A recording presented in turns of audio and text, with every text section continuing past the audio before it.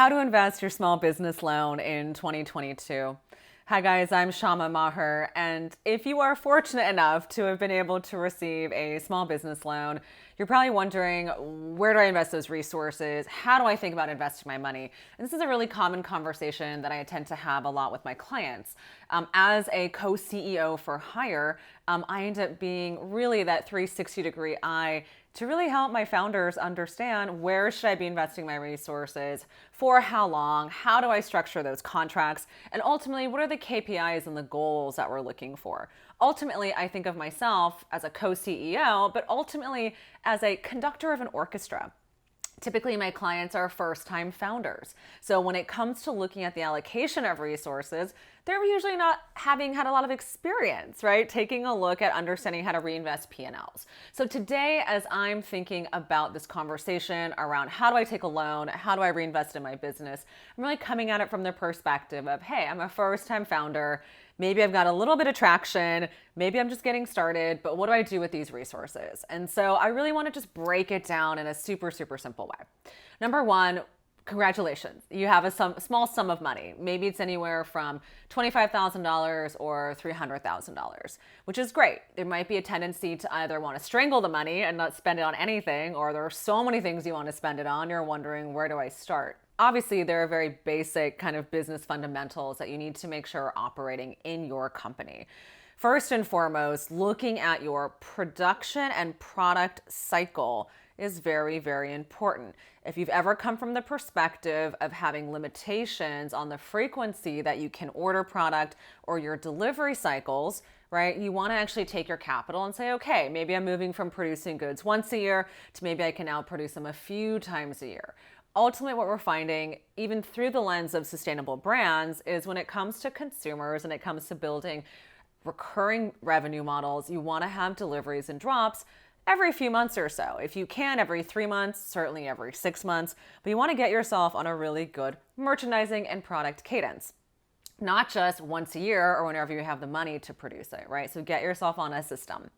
The next thing, now that you have an understanding of your product cadence, is we then actually need to say, how are we spending our resources to sell through our goods during those time periods in between drops? So if I'm dropping product in February, again in April, maybe again in July, maybe in October, fantastic. But I actually need to then spend my money and time thinking about, how am I going to spend those resources to sell those goods, right, that are dropping in February, such that I can sell them hopefully 70% sell through, if not higher, before that next delivery, right, of goods. So that becomes a marketing expense, right? And typically marketing expenses can be ginormous.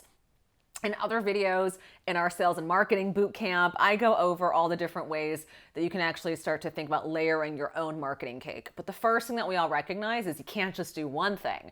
So when you're looking to take that business loan and put it into marketing, please don't just over-index that into one activation. Look at how you're layering the cake, and then actually look at how you're able to launch them in sequence, right? And so that means one thing happening, then you layer in something else, and then you layer in something else, right? And so we want to make sure multiple things are going off, and then also we're sequencing things really well.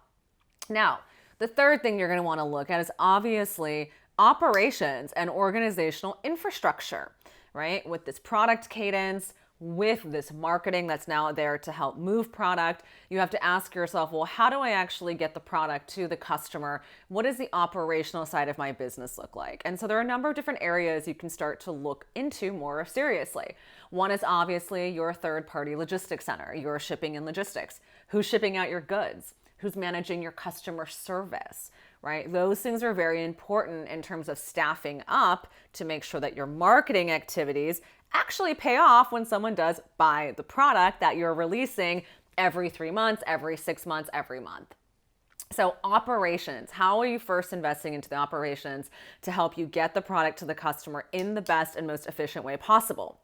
Then we start to look at other areas internally in terms of capacity building, right? We start to look at things like, okay, do we need to staff up any support functions for any of the people that we have internally? But typically, guys, with your initial loan, whatever that amount is, if you're already up and running and things are moving and you're in that early nascent stages, Those three areas are really going to be the best ways that you're going to be allocating your resources in order to be able to get this flywheel moving in a much more robust fashion with a lot more revenue going to be generating in for your business.